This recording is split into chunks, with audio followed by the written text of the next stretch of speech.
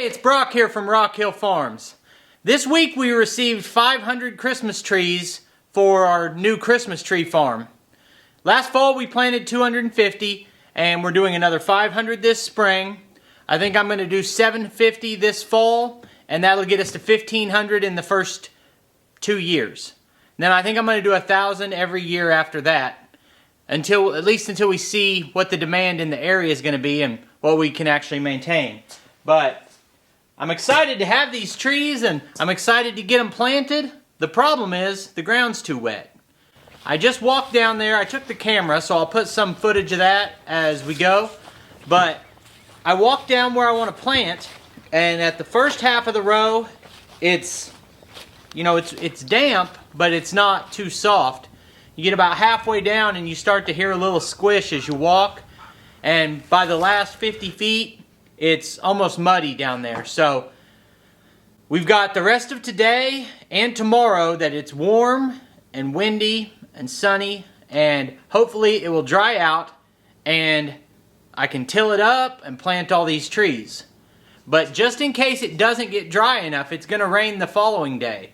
So I need to get these trees out of the box before they get moldy or anything else. They need air, they need sun, and they'll probably stay wet for a while. But anyway, I'm going to go ahead and set them up in plastic trays, put them in the cary-all, and then I can bring the cary-all inside and outside based on what the weather's like, and give them some sun. But then if it's going to get cold, I can bring them back in.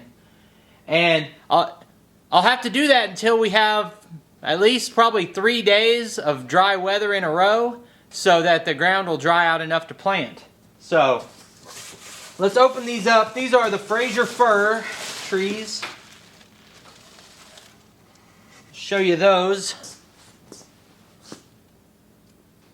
Pretty good sized tree. They're not as big as the ones I got last year.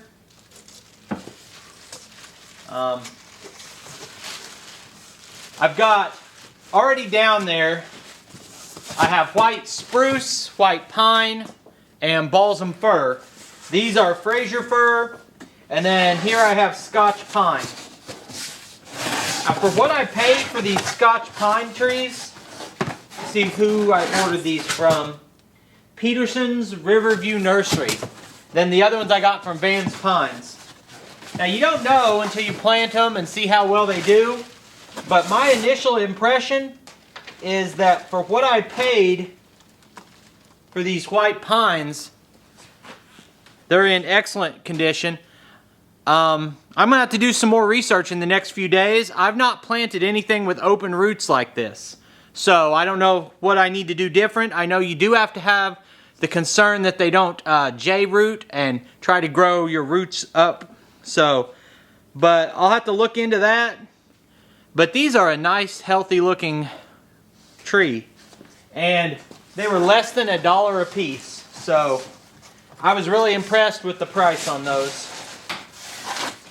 So these trees shouldn't be in this tray setup for very long, so I wasn't going to be too picky or spend very much money on getting the soil. So I've got these bags of garden soil, and I'm just going to put those in enough to keep these standing up and down basically. So I'll go ahead and set the tailgate off, and let's get these planted. I really hope these are only in here till tomorrow, but I had to do something with them. And all of this is new to me. Feels like this is pretty simple. I'm just lining these trees up here. They're in their little contained units. And then I'm packing dirt in around them. And it seems like for these it should work fine. I'm not quite as sure on what to do with the other ones that have the exposed roots, but I guess I'll do the same thing. I'll just put a thicker layer of dirt down. So when I built this cary-all, it's a 3-point cary-all, but mainly so far I've been using it on the front all the time. It's like this. I just needed a workbench. Otherwise I'd be down on my hands and knees doing this. So It's really handy having this elevated platform that I can do whatever I need to on it and then take it wherever I need to.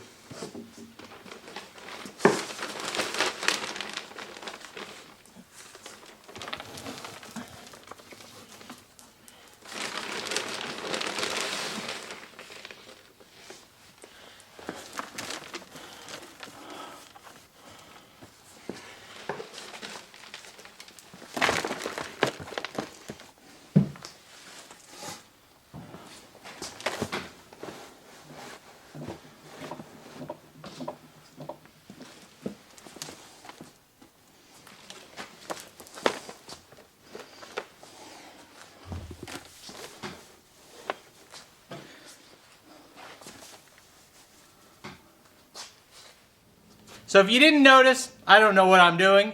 Just trying to figure out something that'll work. Hopefully these go in the ground tomorrow and it doesn't matter too much. Right now it's 60 degrees outside, 64, somewhere in that range. So I'm going to drive it out, just let them get some air, maybe mist them just a little bit with some water.